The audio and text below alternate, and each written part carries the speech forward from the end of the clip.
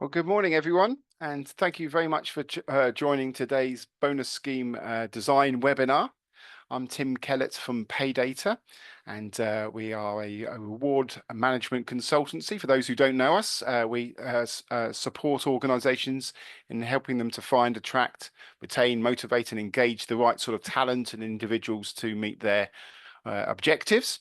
And we do this through a number of different areas of expertise. So the clues in the name Paydata, we provide a lot of benchmarking information around pay benchmarking, bonus benchmarking as well. Helping connected with that, we do job evaluation. We've got our own grading system which people use. We help support the annual pay review cycle with through our software and our support skills and support on that side. We help develop pay structures through our pay modeling and pay scales.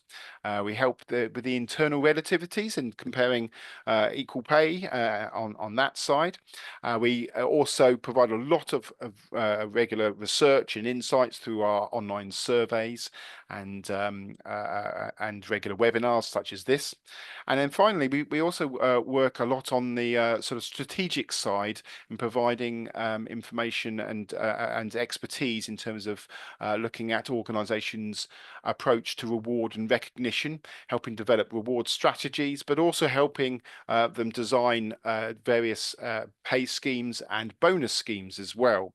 And you can imagine, we recently ran an online survey looking at people's reactions to the autumn budget, and you know, it's fair to say that for a lot of people it's a tough economic climate at the moment, and so they're looking at strategy, their reward strategy, and different elements of the reward package as well.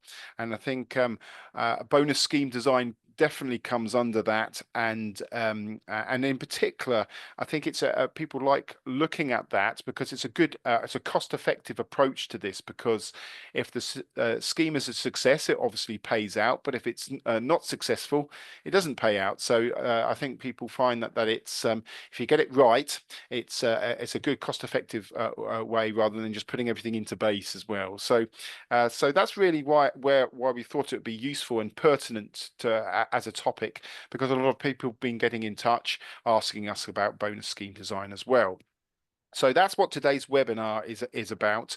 All the slides that you see on the screen, we will send out to you afterwards, so you have a a soft copy of those. Please hold any questions if you've got any until the very end. We've got a Q&A session at the end.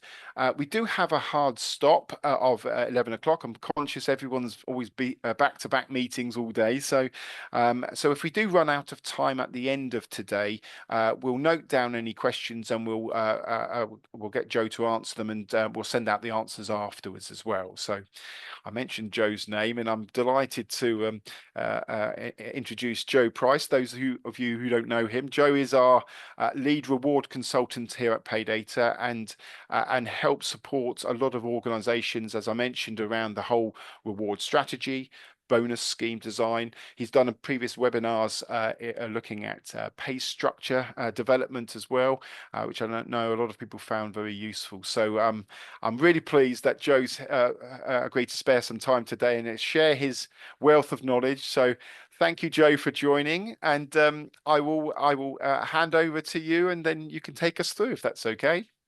Thank you, Tim. Good morning, everybody. Thank you for taking the time to join us today.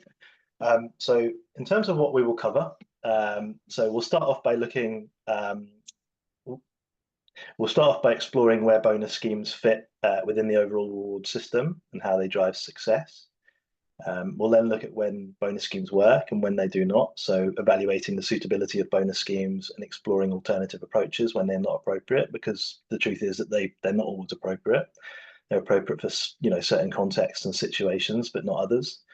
We'll then look at building a bonus scheme, so we'll break down the key steps for designing effective schemes, and then we'll look. These are some really important things that sometimes I think get forgotten about when you're looking at bonus scheme design.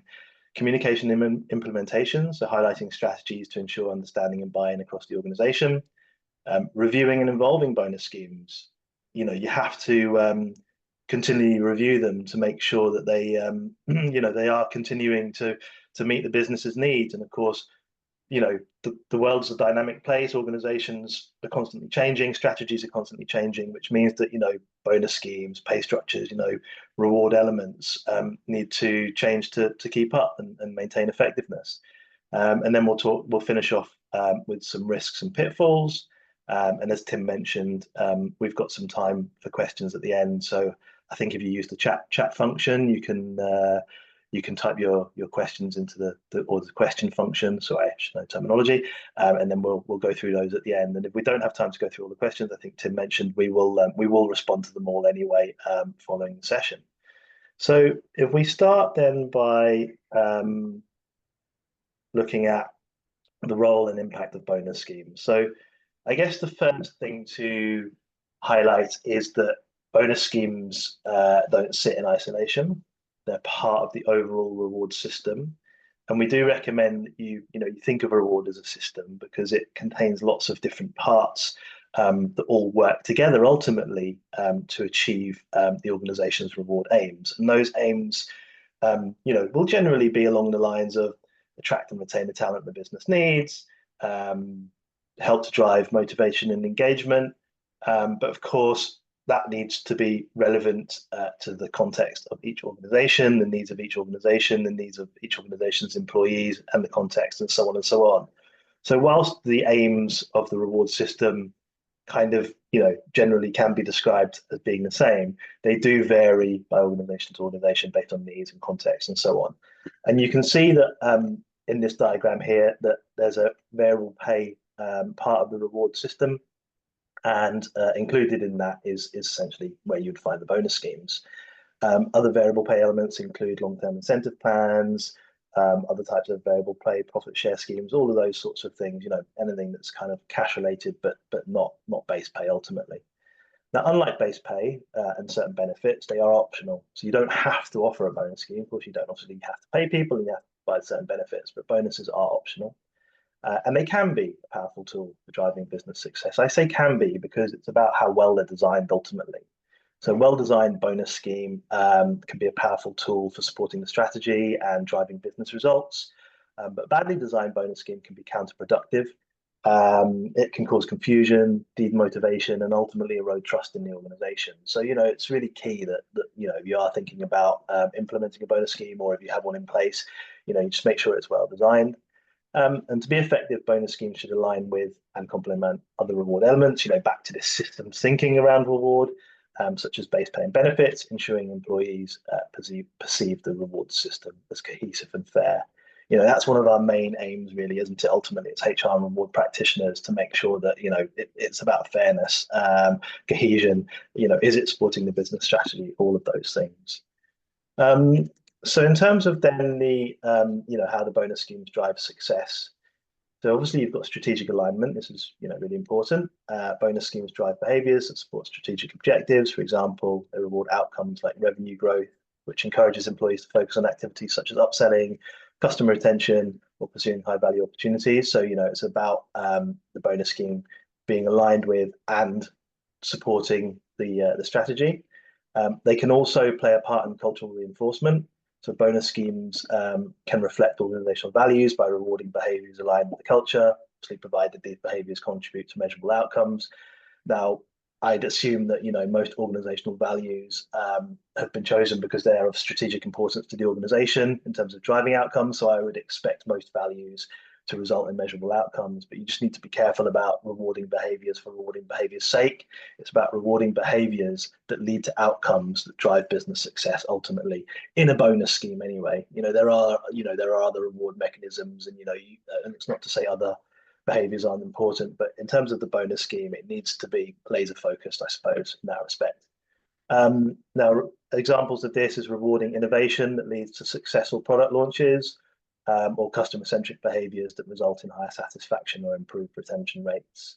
And of course, motivation and engagement. Now, it's not, unfortunately, a magic wand or a silver bullet when it comes to motivation and engagement. It plays a part, of course it does, and it needs to be well designed. As I discussed a minute ago, a badly designed bonus scheme can actually demotivate and disengage people. But equally a well-designed bonus scheme isn't going to solve all your motivation and engagement issues, because you can have a great bonus scheme but poor leadership or poor management, or all of the other contributing factors to motivation and engagement. So it's a key and important part, but unfortunately, it's not the only solution. But if you can connect effort and achievement to rewards, it helps to motivate employees to excel and engages them by showing how their contributions directly impact organizational success. So when aligned with strategic objectives and culture, bonus schemes drive business success and enhance employee motivation and engagement. So in terms of when bonus schemes work and when they do not, I just felt this was important to include because, as I said, they do work in some situations and contexts better than others. And, if you're deciding to implement or introduce a bonus scheme, should I say, or even whether you've got one in place and you're sort of thinking, is it right to continue with it? Hopefully these slides will help. So bonus schemes are not always suitable, and their suitability should be evaluated to determine if they are appropriate. And generally, when they are appropriate, it's roles with measurable performance measures. So, for example, sales teams tracked on revenue or call center teams tracked on call handling time. Situations where specific behaviors can be measured through tangible results. For example, customer service teams focus on empathy and active listening to improve customer retention, or operations teams focus on efficiency to meet productivity targets. And where clear and attainable goals are defined. So, for example, realistic targets based on past performance. So, if you've got those sorts of roles or those sorts of situations and you've got clear and attainable goals, then yeah, a bonus scheme might be appropriate for you.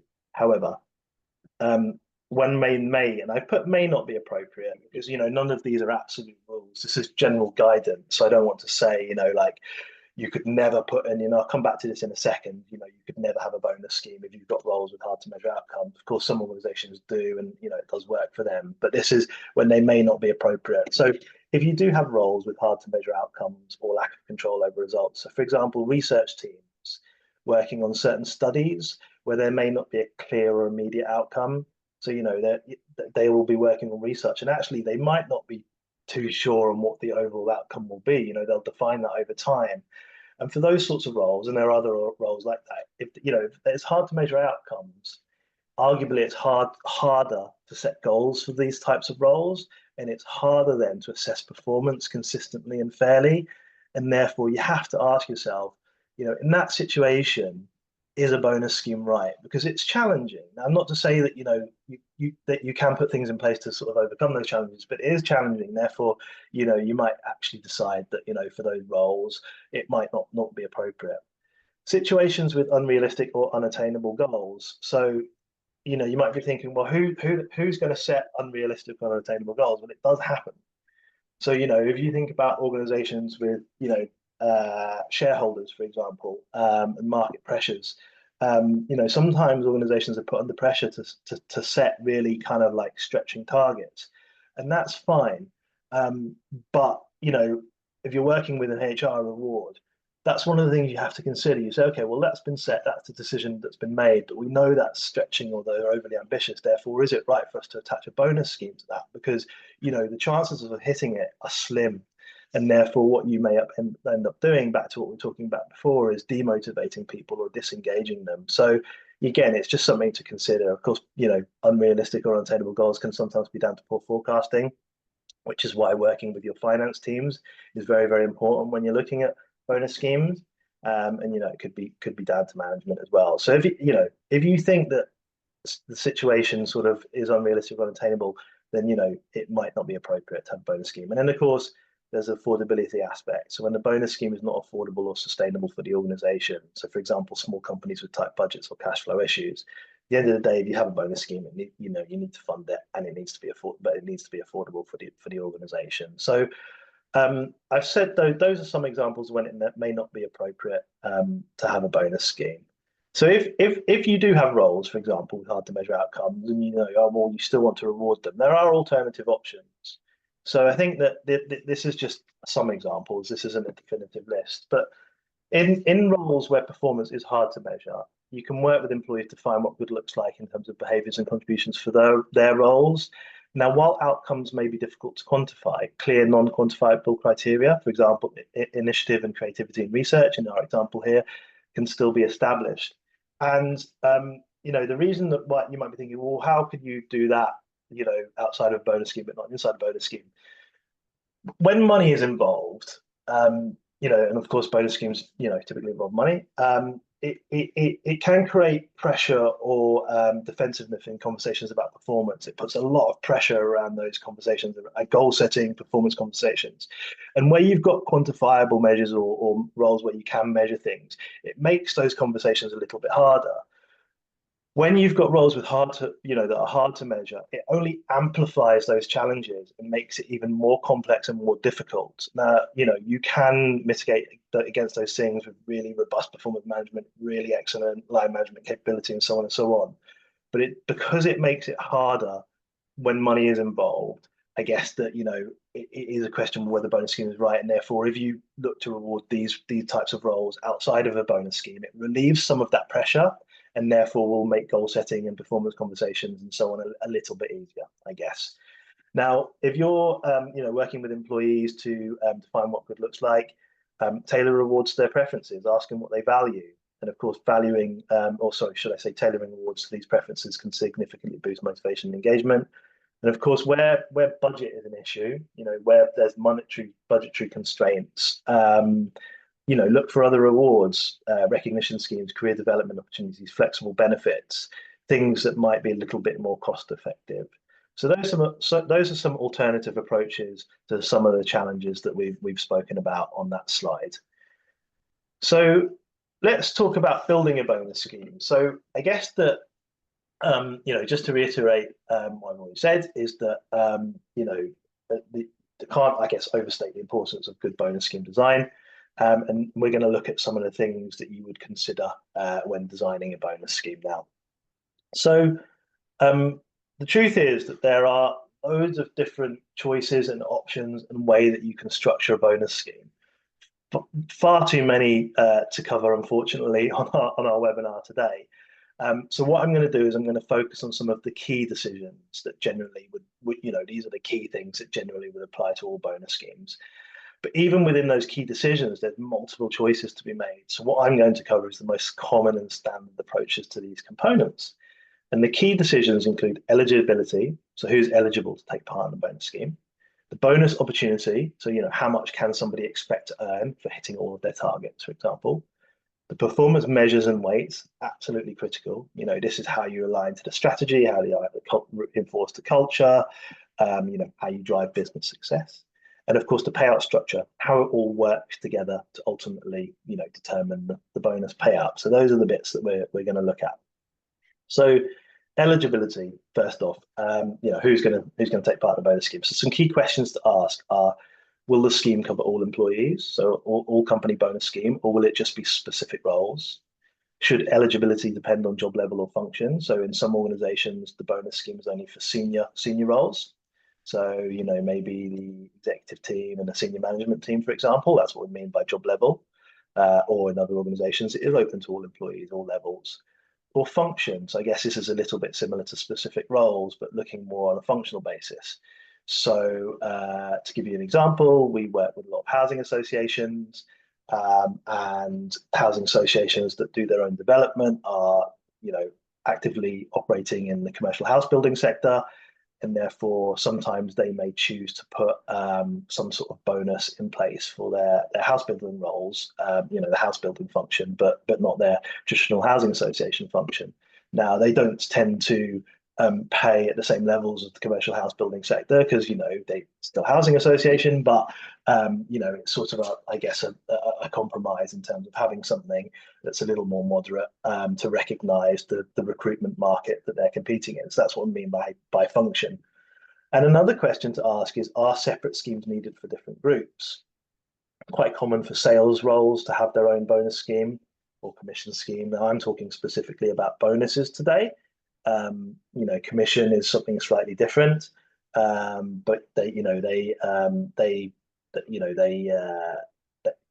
have separate things. I must apologize because my screen has just gone blank and I can't see the slides, so I'm just going to keep kind of talking and hopefully it rectifies itself in a second. So this is sort of about eligibility. Sorry, just bear with me because I literally can't Can't see anything. Tim, I don't know if you could just talk through the rest of the slide while my screen hopefully comes back on. Apologies, I can't see anything.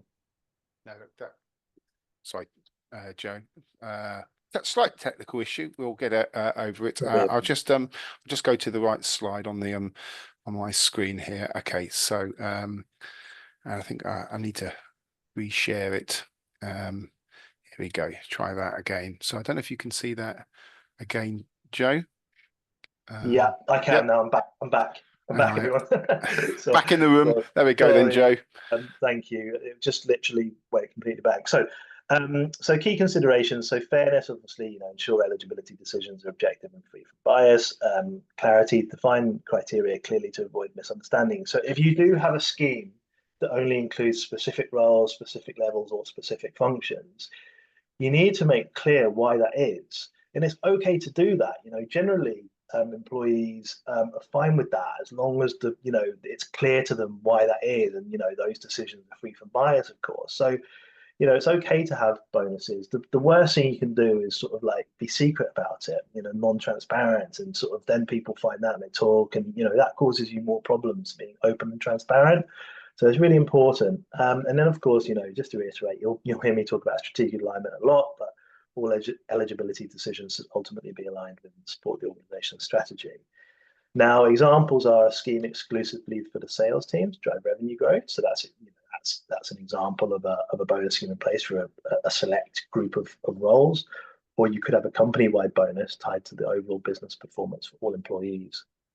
And then you've basically got anything in between. It could be for some functions and not others. So, but eligibility is a key question. And of course, eligibility, who takes part in the bonus scheme has an impact on cost, doesn't it? An all company bonus scheme is inevitably going to cost more than a bonus scheme for certain roles or certain levels or certain functions. So again, that's part of the implementation. When you're thinking about the modeling, costing and stuff, you have to think about those sorts of things. So then in terms of bonus opportunity, what we refer to as bonus opportunity, this is just essentially what people can expect to earn. Now it's common, I say it's common, it does not always in every scheme, but it's something that we typically recommend when we're designing a bonus scheme to have a target bonus opportunity for all roles included in the scheme. Basically, this represents the amount an employee can expect to earn for achieving target performance. So let's say a sales role has £1 million target, and if they hit that £1 million target, they can expect to earn X. So it's their target bonus for target performance. Now, it's typically defined as a percentage of base pay, 10%, 20%, but some organizations choose to define it as a pounds amount. So they might say, in the bonus communication material, it might be a 10% bonus, but somebody on a £50 salary, they'll say this, your target bonus is £5,000, for example. There isn't a right and wrong, but we tend to stick to a percentage of base pay. Of course, the percentage of base pay is then used to calculate the final bonus, but I just think it makes it a bit clearer and a bit easier to understand. And when you're doing the modeling and stuff, it makes it a bit easier. And the target bonus opportunity often varies based on role level and role type. So again, this is a general sort of statement rather than an absolute rule, but more senior roles will typically have a higher bonus opportunity than less senior roles, and you'll see the example I can give there that senior leadership, we said for example 20% of base pay, management 10%, and all other roles 5%. So generally, if there is an all employee bonus scheme in place, it tends to be tiered ultimately, and that can vary by role level or role type. And just really importantly on the bonus opportunity, benchmarking. Because, well, how do you decide what the target bonus is for any given role? Well, the best way to do that to ensure that your bonus opportunities are competitive is to use market data. So obviously we're a provider to mention at the beginning about sort of what one of the core things that we do. And when we provide market data, we don't just provide data on base pay, we provide data on variable pay bonuses as well. So if you're looking at implementing a bonus or you want to just check your bonus is competitive, use market data relevant to the roles that you employ. And of course, that data does vary depending on, again, role type, profession, and all of those sorts of things. But benchmarking is a key component in bonus scheme design. So in terms of performance measures and weights, absolutely critical because this is how you ensure alignment. This is how you ensure you're driving the right behaviors, and this is where it can go, really well or really wrong, I guess. So it's really important, um, to when you're designing a bonus scheme to spend a lot of time in this area, making sure that you are choosing the right measures. You're not choosing measures that will have unintended consequences and all of those things. So I've said there, obviously, measures must be aligned with the business strategy. And it's common, not always, but it's because we're talking about a bonus scheme. We're talking about something that pays out cash at the end of the day. It's common to use at least one financial measure, revenue, profit, or something, because ultimately, not only one, you are paying out cash, but in most organizations, financial measures are how they judge success. It's not the only way that they judge success. Of course, there's customer satisfaction, there's employee metrics, but the one consistent thing across all sectors and all organizations is that a gauge of success for businesses is financial measures, and therefore it makes sense, and therefore it's of strategic importance, and therefore it makes sense to usually include your bonus scheme. I say usually because you don't have to, but it is common. Now, while not mandatory, so we're talking about weighting measures here. While not mandatory, it's common to allocate weights based on fact. So if you've got more than one measure, if you've got one measure, you don't weight it because it's just a measure. If you've got more than one measure, it is quite common to allocate weights based on factors such as role seniority. So, for example, let's just say, and you could see the example there actually, I've got an example 60% individual. So there's two measures, individual performance and team performance. And said kind of like 60% individual and 40% team. But that could vary depending on level of seniority. For example, if you're a manager, it might be weighted more towards team performance because actually you're managing the team. And whilst your individual performance is important, your individual performance ultimately leads to how the team performs. So you can see there that you might weight that slightly differently for a management type role. So again, there's no right and wrong with weightings. As part of the design process, you will often have to model different scenarios and different weightings. And you don't just choose your weightings and stick with it. You say, okay, this is what we think, and then you kind of work through the modeling and the testing and all that kind of stuff. But ultimately, weightings are quite common, and as I said, based on role seniority or relative importance to the of the measures to the business. Now, you can see the blue box there, linking or measuring separately. So if you've got more than one measure, you can either measure them separately. So you might say like, you've got revenue and profit, for example, and we're just going to say, okay, well, like I've got a 10% bonus, 50, weight them equally. 5% of my bonus is going to be based on revenue. 5% is going to be based on profit. Measure them separately and then pay out accordingly. And when you measure them separately, I could have hit my target on revenue but missed my target on profit, but it wouldn't affect. So I might make nothing on the profit side, but it wouldn't affect my revenue side. I'd still get that because I'm measuring them separately. When you link measures, and this is quite common, particularly when you're using things like revenue and profit, because ultimately, yes, revenue is important, but you also want to make sure that you're generating revenue profitably. You can link them, and it means that when you link them, if I score, and I've got an example that we'll go through shortly, but if I score not so well against my profit target, it will affect the bonus that I get overall on the revenue side. So I think that, again, there's no right and wrong, and it's part of the modeling. But linking measures does sort of safeguard against, driving the wrong behaviors or, achieving revenue targets at the expense of profit in this particular example. So you can measure them separately, and each performance measure is assessed individually, and weightings are applied to calculate the bonus portion for each measure. Where you can link them when measures are combined into a single score using typically a weighted average, which is then used to determine the final bonus payout. So these are just different decisions and choices and things that you have to consider when you're going through your bonus scheme design.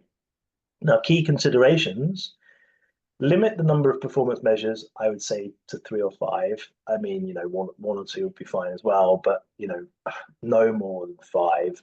I mean, ultimately, if you have more than 5 measures, you'll lose focus and the bonus scheme will overly complex. It's really important.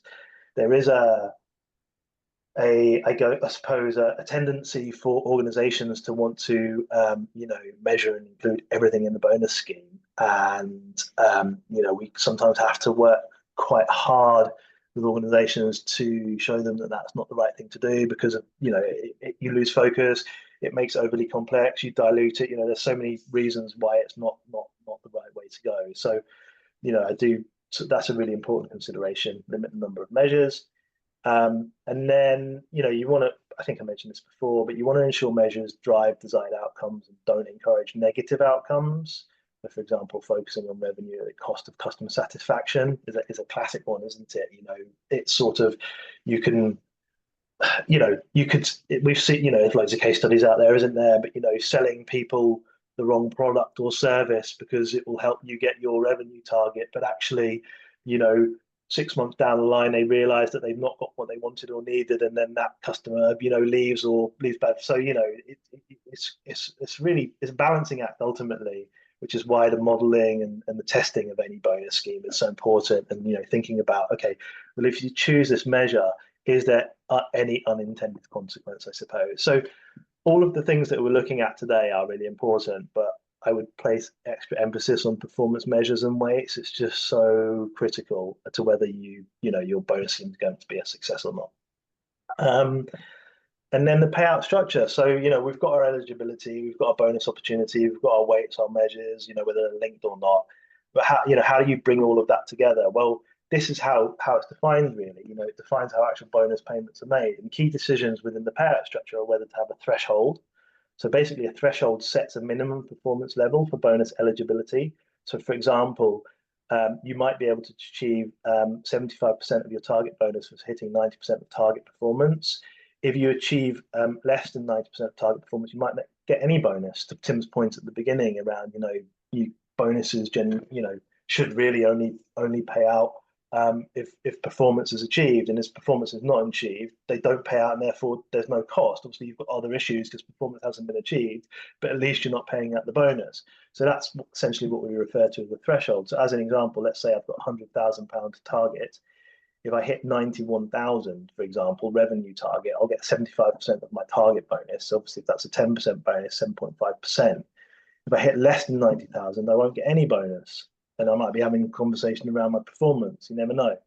And then on the sort of opposite end of the scale is whether to have a cap. Now, bonus schemes can be on caps. You can continue paying, indefinitely, but generally we advise some sort of cost control, because you can have, things happen sometimes where you get windfalls, and people can perform really well, and it might be partly due to their capability, but partly due to things happening in the market. In that situation, they'll get, potentially an uncapped bonus for actually something that they've not done. So caps provide that control. As I say, you can have uncapped, and for certain sales roles, perhaps uncapped is the right way to go. But essentially what the cap does is it establishes limits on maximum payouts. It's about control, isn't it? One of the things in reward is, yes, we want to attract people, we want to retain them, we want to motivate them, engage, align with the strategy. Another key objective as a reward is to make sure that the right controls are in place to manage costs. At the end of the day, we're there to meet the needs of employees. We're also there to meet the needs of the business, and that is about making sure that we've designed things well, so that we're not paying out too much, or things become unaffordable or unsustainable, and all those sorts of things. So it's just good practice, really. So this is a business need ultimately. But for example, let's say I've hit 121,000 in revenue, then I can earn 150% of my target bonus, 10% bonus, 15%. So I'll come on to the example in a minute, but hopefully you can see how those things work. And then what type of bonus progression to use. So this defines how bonus progression will work. So is it linear? So is it kind of continuous, or is it stepped? Then the example I've used a stepped progression. You can see there that the percentage of target achieved 90, 100, 110, 120. So if you fall, so any revenue target 100,000, anything I achieve between 90,000 and 99,000, I will get 75% target bonus. It doesn't matter. It's a bracket. It's a step. 100. So you can see how it steps up. That could easily be linear. So let's say I achieve 100% of my target, I get 100% of my target bonus. I achieve 101% of my target, I achieve 101% of my target bonus. So that's how they vary, basically. Again, there's no right and wrong. I've used stepped as an example there, but in certain situations, kind of that linear approach is appropriate. And of course, key consideration here is, this is really important, the payout formula should be simple, easy to understand, and designed to generate excitement. So as is the case with everything else in reward, the simpler the better. And simpler doesn't mean that it's not effective. because actually it's quite hard to create something simple. It's not, which is kind of like sounds contradictory, doesn't it? But to come up with something simple actually takes a lot of work. If it's simple, it's easy to understand. And then the design to generate excitement, you need to, this is about back down to, making sure that it's based on market data, making sure that it's competitive, making sure that the steps are, attainable, stretching but attainable, all those sorts of things. Because ultimately, what you're aiming to do is motivate employees to achieve their targets. That's what you want to do. That's ultimately, one of the main reasons that the bonus scheme exists. So that's essentially the payout structure. Now I have got any, so those are the key design decisions. And I have got an example. As I say, there's so many different choices and stuff within those. This really is just a high level overview for you all. And hopefully it does provide you with some, useful knowledge, but there is a lot of choices and a lot of design decisions that sit beyond this. But just to give you an example of how, how a bonus scheme could work. So this is a worked example. And the scenario here is a business development. Their target bonus is 10% of their base salary. Their measures are revenue and profit, with revenue weighted 60% and profit weighted 40%. The measures are linked, and you can see what they've achieved. So their revenue target, they've achieved 105% of their target, and their profit target, they've achieved 90% of their target. So they've done well on revenue and sort of fallen a little bit short on profit. So the first thing you want to do, because the measures are linked, you want to calculate the combined achievement. They're very simple. In a combined achievement, what you need to do is you need to adjust the performance, the actual performance by the weights. And you can see that there. So you can see we take 105%, which is our revenue achievement. We times it by 0.6, 60%. We do the same on profit, but of course it's a different weighting. It's 40%, so it's 0.4. So that gives us 63% and 36% respectively. And that equates to 99%. So the combined achievement is 99%. So we know that, we know that this role's combined achievement now, we know what they've achieved. So then what we do is we need to go to our table. And this, these tables, this is just an example. You can have, those steps can look different. What you pay out for each step can look different. So, this is just an example. But we want to determine the percentage of the target and using the combined achievement and percentage target table. So 99 fits between 90 and 100, doesn't it? It's not 100, so it fits in that 90 to 100 step. So essentially, this person has earned 75% of their target bonus. And then what we do is we calculate the final bonus by taking 10%, which is obviously what they would achieve for achieving 100%. We multiply it by 75% because they achieved 99%, and then their final bonus payout is 7.5% of their base salary. So that's just an example of a stepped bonus structure with weighted measures and linked measures.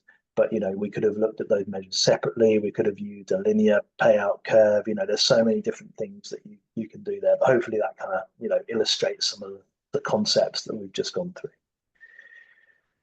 So those are the key design decisions. That is when you're designing a bonus scheme, what you want to do is you want to set up a project team of key stakeholders, typically HR, finance, key people from the business.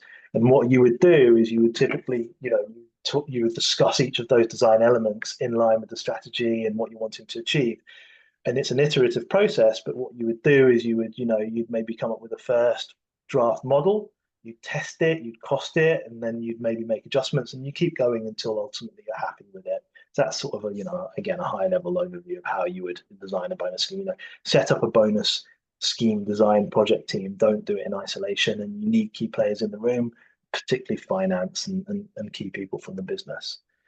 So we're just going to look now at some of the other things that you should consider when either designing or revising a bonus scheme. So obviously communication and implementation is important. So once you've designed your bonus scheme and you're happy with it, you're tested with it, it's affordable and so on, you have to think about communication and implementation. So again, going back to keeping things simple, simplify the messaging, use clear jargon-free language to explain the bonus scheme. I've seen so many bonus scheme documents that are just look like they've been, they're really lengthy, really wordy, that I try and keep it as, easy to understand and use as possible. Obviously, you want to highlight the benefits to employees. So you want to explain how the scheme supports company objectives and benefits employees. You want back to what we were talking about before about building excitement. If you hit all your objectives for the year, you can get a 10% bonus, or 15% bonus. And this is how you contribute to company success. You build that excitement, highlight the benefits. Of course, multiple channels, communicate through multiple channels, such as town halls, written guides, and internet updates for easy access. So I guess it's sort of linked to the first bit, really simplifying the messaging. But you want to use multiple channels. You can't just create a bonus scheme document and put it on the internet and that's it. You need to make sure people know it exists, understand how it works. Often in the past when implementing bonus schemes, we've done road shows with customers where we've gone out for the business and in small groups we've explained to them how the bonus scheme is designed, what it's designed to reward, and so on and so on, and also included some exercises with how they can calculate the bonus and stuff to make sure that they understand it. Because if they don't understand it, it's not going to be effective. Leadership support, of course, really key. You need to ensure leaders and managers champion the scheme and communicate it effectively. And in order to do that, they need to understand it. I've seen in many organizations, leaders and managers don't understand the bonus scheme themselves. Therefore, how are they going to champion it? How are they going to communicate it? It's really important. Ongoing communication. So provide updates on progress, criteria, and any scheme changes. We'll come on to reviewing and changing the scheme in a minute. But if you are making changes, then you obviously need to communicate those and make sure people understand why they've been made. Seek feedback. This is really important. I think as part of implementation, seek feedback from employees, because the project team could design something and think it's great and not seek feedback from the people who are going to be impacted, employees, and therefore show it to them, show them how it works. Get there, they will have a different perspective, and they may highlight things that you've not thought about. So you could seek feedback, show employees how it works, or you could even trial it with a certain part of the business. We're talking about something that's probably going to have quite a considerable cost attached to it, and therefore testing it or piloting it with a part of the business is a good idea. And of course, manager training. So I suppose this links into the leadership support bit, really, doesn't it? But equip managers and leaders, that I should probably say, with tools to explain and manage the schemes in their team. So they need to understand it. They need to be able to explain it. You don't want them to get a query from their employee and say, "Oh, I don't know how your bonus was calculated. It was HR. They did it. Go and speak to them." But they need to be able to own the decisions that are made or they're making. They're involved in decisions, and explain it and manage it, because otherwise it just won't be effective. So it's really important. And then on to reviewing and evolving the bonus scheme. So, if you've put one in place or you've got one in place, it's really important, as I said at the beginning, to make sure that it continues to evolve with changing business needs. So, adapt to changing business needs, regularly review it to ensure it aligns with evolving business goals and priorities. Measure effectiveness, assess whether the scheme is driving desired behaviors and achieving the intended outcomes. If it's not, it's okay to change it. If you identify it driving the wrong behaviors, or it's got unintended consequences, it's okay to change it. Sometimes there can be a reluctance, but it's fine. That's all part and parcel of it. It's at the end of the day, you can be as diligent and as thorough in the design process as possible, but you really aren't going to know how effective your bonus scheme is until it hits the real world. And there's some things you just can't account for. And it won't always happen, not sort of trying to scare everybody, but there will be times when you think that, no, we've got a brilliant bonus scheme, and yeah, we've spent so much time and effort making sure it's right. It hits the real world, it starts, it's being used, and something will appear, and you think, we didn't anticipate that, we didn't think about that, and it's okay. It's better to do that than continue with something that doesn't work, because you're paying out loads of money and it's not effective. Incorporate feedback, gather insights from employees and managers to identify areas for improvement or refinement. Stay competitive. Bonus opportunities, market data continually changes. So you want to just be checking, on an annual basis that your bonus opportunities are kind of in line with where you want them to be. Do you want to be in line with sort of like median bonus opportunities in the market, or do you want your bonus scheme to be more competitive, and above the median, for example? Ensure fairness and equity. Review the scheme periodically, ensure it remains fair and equitable. Adjust measures and weights. business priorities change, and therefore the measures and weights may need to change with shifting priorities. And obviously, if you make any change, to make sure you clearly communicate any updates or changes to the scheme to maintain transparency and trust. And then just one final slide from me before we take any questions. So risks and pitfalls. I talked about overcomplicating the scheme, avoid making the bonus scheme too complex, keep it simple and easy to understand. It will be more effective. Misaligned measures. Ensure performance measures align with business goals to avoid rewarding the wrong behaviors. Unrealistic targets. Set achievable and realistic goals. Avoid setting targets that are too high or difficult to meet. Lack of transparency. I talked about this, didn't I? Communicate the scheme clearly to all employees and explain how the bonus scheme works and ensuring fairness. And this also employs to, if you have schemes for certain groups, it's okay, but just be transparent about it and be clear on the criteria why the bonus scheme exists for certain groups.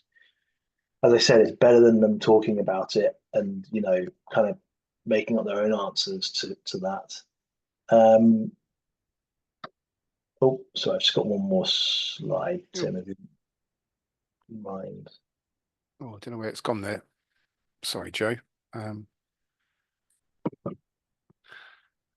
don't know quite. It's Think about I just have a look. I'm not sure if that. Sorry, Joe. no, so Oh yeah, yes, there is a. Yeah, okay. I just share my screen again. There we go. Right.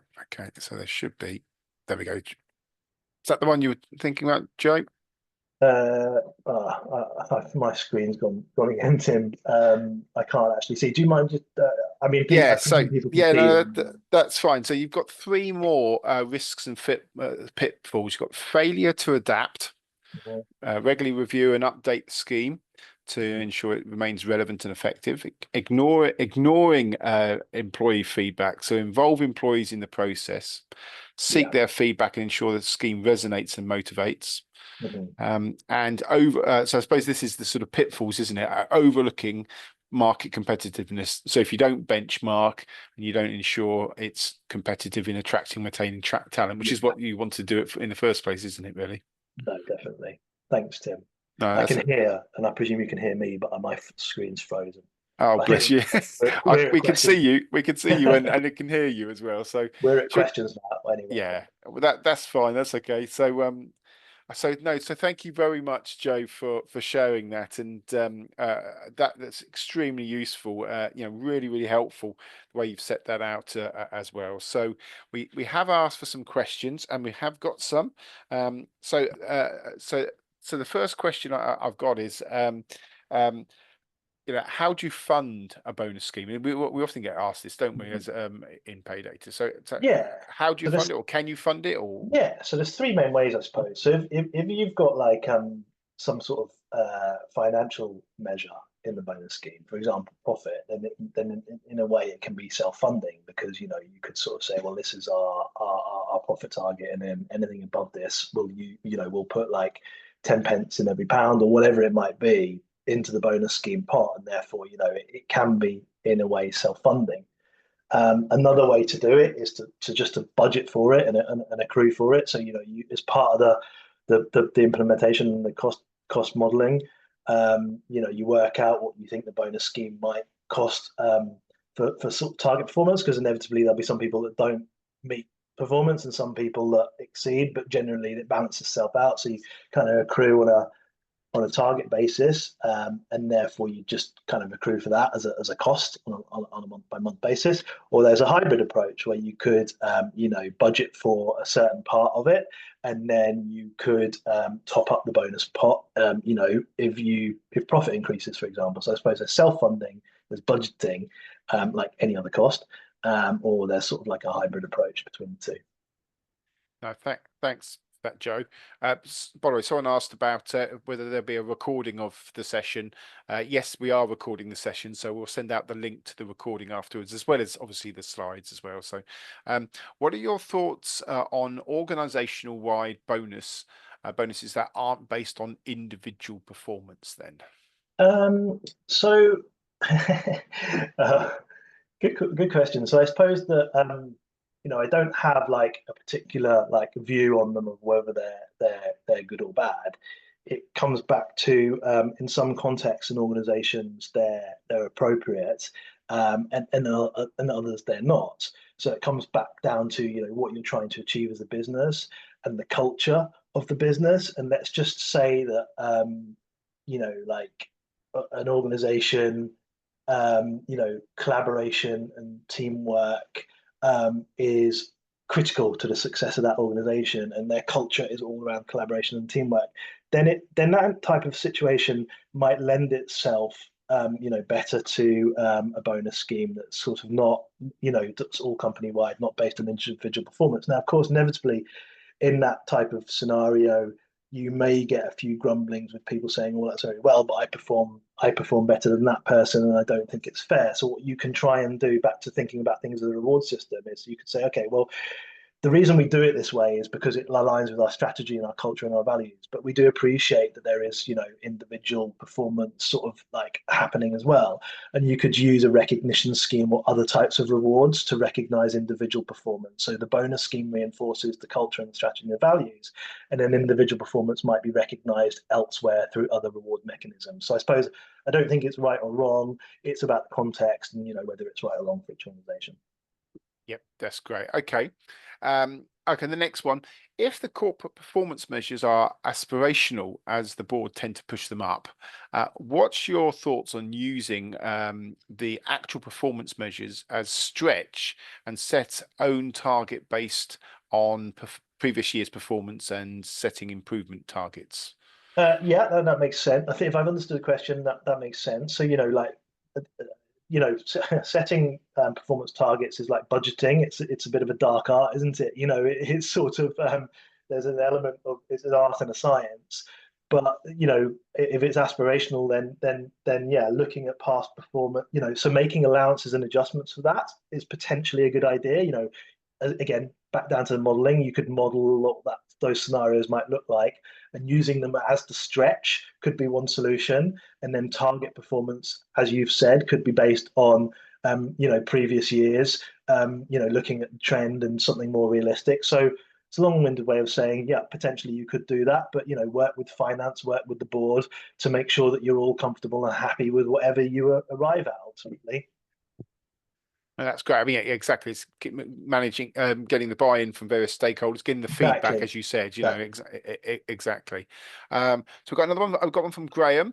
Do you have a view on the different levels of fixed versus variable for differing sales roles? So, i.e., contact center sales roles, business development managers, technical field sales, and things like that. So it's the different levels of fixed versus variable for different types So of this is sales. sort of, I'm assuming, Graham, forgive me if this isn't, I've misunderstood the question, but you're thinking like, okay, if you've got a sales role, is it like, 70% of their total comp is base and 30% is variable and so on. Um, Again, it's about, there isn't an easy answer to that. It's about, the context of the organization, the strategy. So just as an example, like roles with a long selling cycle tend to have a higher fixed salary and a lower variable to recognize that they might be selling something over a year or two, and therefore they wouldn't have any. If they had a high variable, they wouldn't have any variable in that time that it was selling. So again, it's role specific, context specific. So some sales roles do lend themselves to a higher base and a lower variable. If it's a really short selling cycle and you're selling certain products that are just off the shelf, you might flip that and say actually it lends itself to a higher variable and a lower fixed.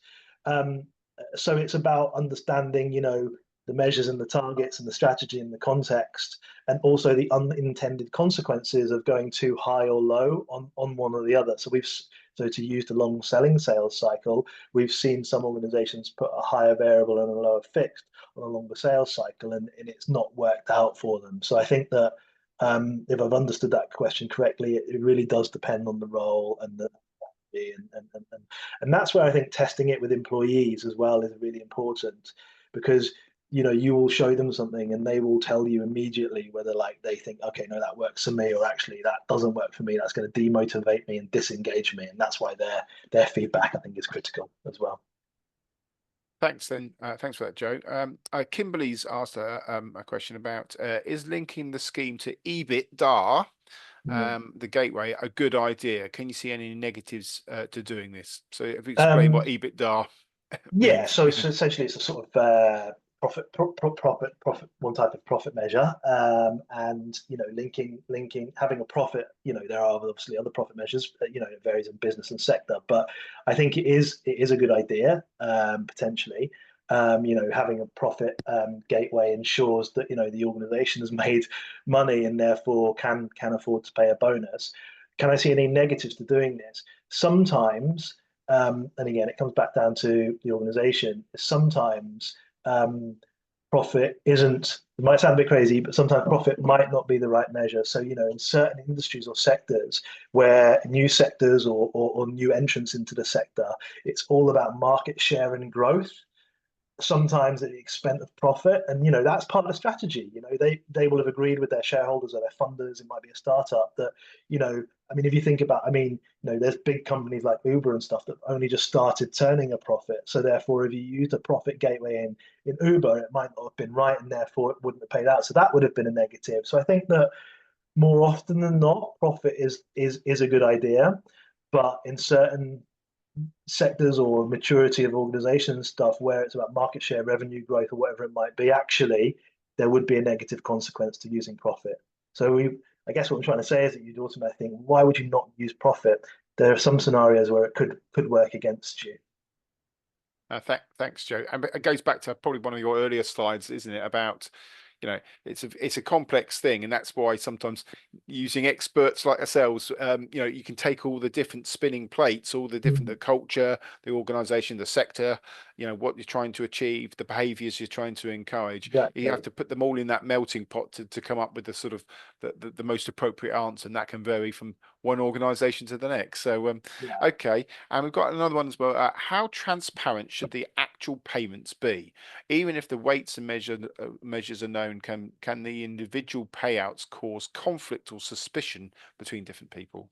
Good question. So I suppose that we would never like at this moment in time in this country, like it's slightly different in some Scandinavian countries, and sort of start to see things differently. But in terms of like salary transparency and bonus transparency, we're not advocating sort of like telling everybody how much people have actually earned, through the bonus. Although if you've got published salary ranges and you publish the bonus opportunities and the people know what performance ratings they have, they might be able to work it out. So it's not about telling people what people have earned, but I think publishing the bonus opportunities. So if you were to sort of say, well, these are the measures and things we use, and then for like, let's just make it simple to say senior management have a 20% bonus, management have a 10%, and all other employees have a 5%.